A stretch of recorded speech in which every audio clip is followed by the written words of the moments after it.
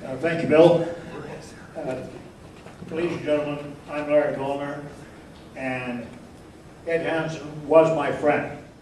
I'm going to talk about Ed Hansen, the soldier, the leader, and the fine man he was.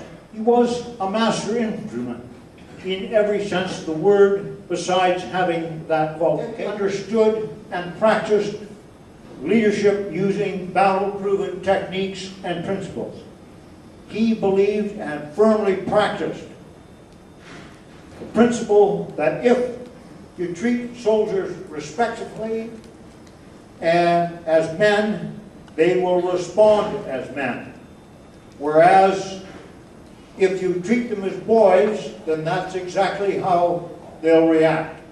I last spoke with Ed on the telephone just before Christmas. I asked him for a sit rep, which he promptly delivered. All quiet, I'm in position, undercover, watching my front. This was our private code from Germany, where on the banks of the Weser, on many, many cold, wet nights, we watched and we waited and we watched and we waited. During our conversation, I sensed Ed drifting momentarily. He reported again that he was well, in position, in the company of soldiers, watching their arms.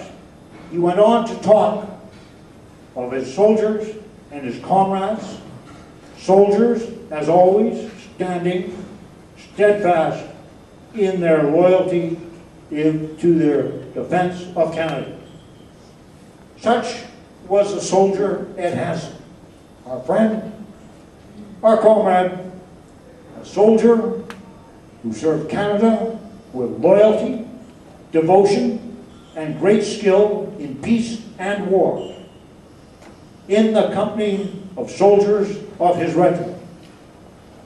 In closing, here's a poem my buddy would like. In the company of soldiers, I have no need to explain myself. In the company of soldiers, everybody understands.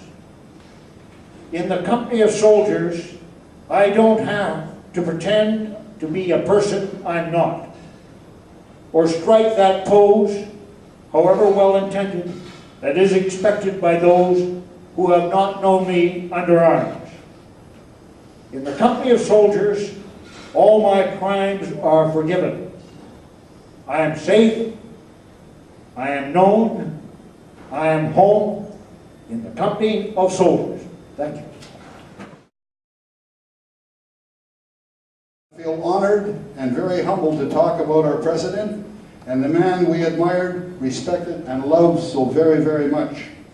Now, to the family, I would like to say that while sympathy is small, consolation, even when it comes from the hearts of those who share your sorrow, I want you to know how keenly Ed's loss is felt by everyone here today. And all members of the regimental family join with me in the expression of deep feelings. We can only wish that within our power to alleviate the sadness that has come to us all. Ed, my dear friend, we will not grieve, we will be happy for you. You fought the good fight. You're now at rest. You fought gallantly for your country and your regiment in war and peace. Those who know you will never forget you have selected to join once we called our advance party, and now has become our main party. And we will certainly join you again when markers are called. We enjoyed you, we loved you, and we will miss you very, very much. And this is the club's ode to Ed. The distant drums sound no more. Gone the shadowed face of war. Love and peace all around as Ed lays his rifle down. Rest in peace, warrior brave. No more to conquer, no more to save. You were lonely you will never be, as war is over finally.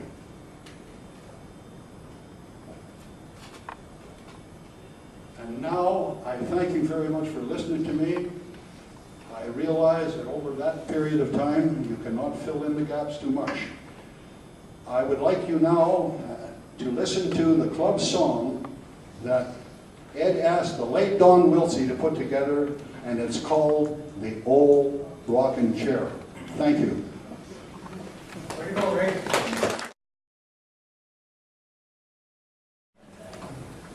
I now call upon Ed's daughter, Linda. Come on up, Linda. To start by thanking all of you for coming today to support us as a family and to celebrate my dad's life. It's comforting to be around all the people who love my dad so that we might feel his presence through shared memories of him.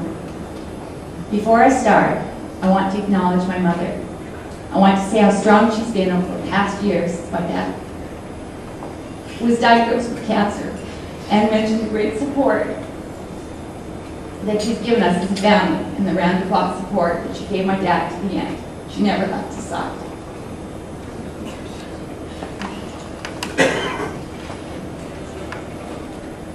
I can't read this now.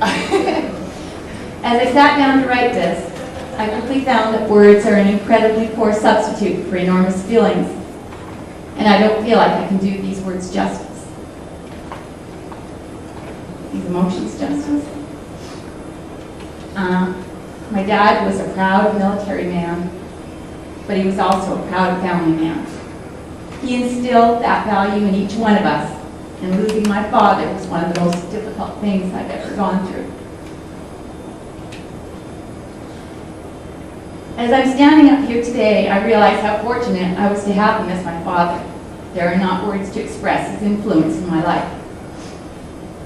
He loved his family and was deeply devoted to my mother, my siblings, and all animals. This past December, we gathered together for our 54th Christmas, and none of us, no matter where we were, ever missed one.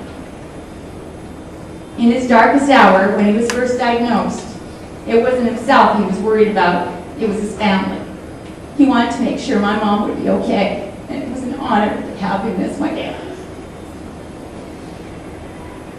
This is for him. As we look back over time, we found ourselves wondering, did we remember to thank you enough for all that you've done for us? For all the times you were by our sides to help and support us and to celebrate our successes and to understand our problems and accept our defeats. Or for teaching us by your example the value of hard work and good judgment, courage, and integrity. We wonder if we ever thanked you enough for the sacrifices you made to let us have the very best, and for the simple things like laughter and smiles and the times we shared.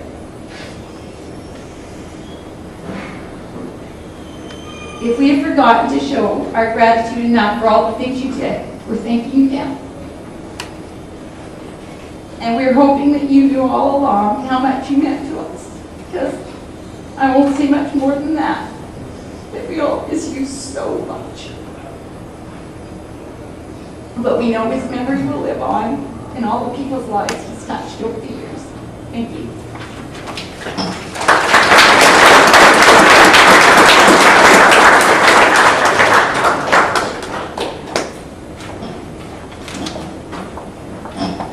Okay, Gary, it's your turn. Ed's son, Gary.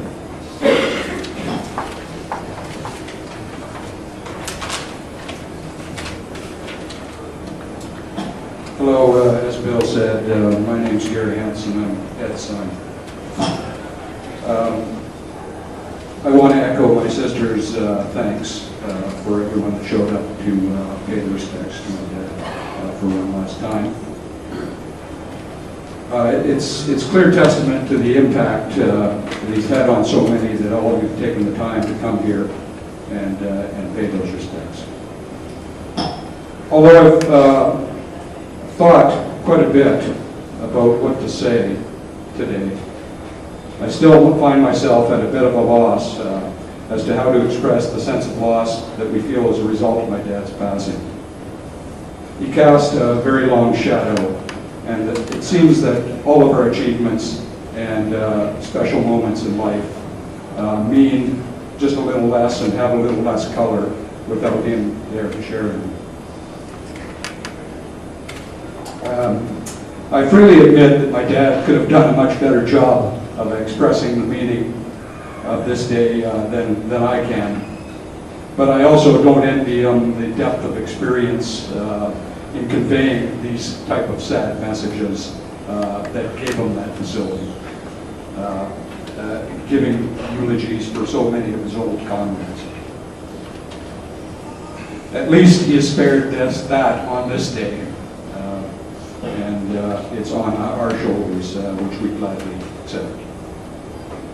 Trying to benefit a little from my dad's experience, I tried to think about what advice he might have given me about what to say today.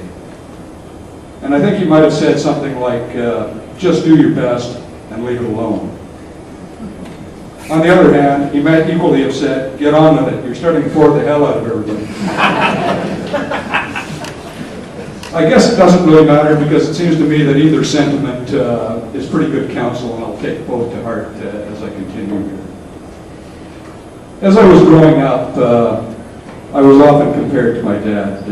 This most frequently happened on those occasions when I was being unusually stubborn, or perhaps too quick to anger about what I felt was some indignity done to me. These comparisons were accurate, of course, but don't come close to encapsulating the man that my dad was. My father was forthright and honest, and perhaps the most ethical man I will ever know. He was loyal to his family, his friends, his regiment, and his country. He was a man of deep integrity, and he was a role model for me in both my military career, which is now over, and my current pursuit of the law. Indeed, the fact that so many of you are here to honor him today is clear proof of those higher qualities. I guess what this boils down to is that the next time somebody compares me to my dad, I won't make any protest whatsoever. I'll just say thank you.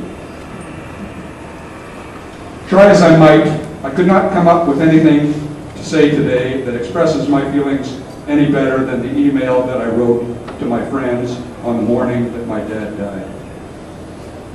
In that email, I wrote, "It is with great sadness that I report that cancer finally did what the Chinese and North Korean armies could not.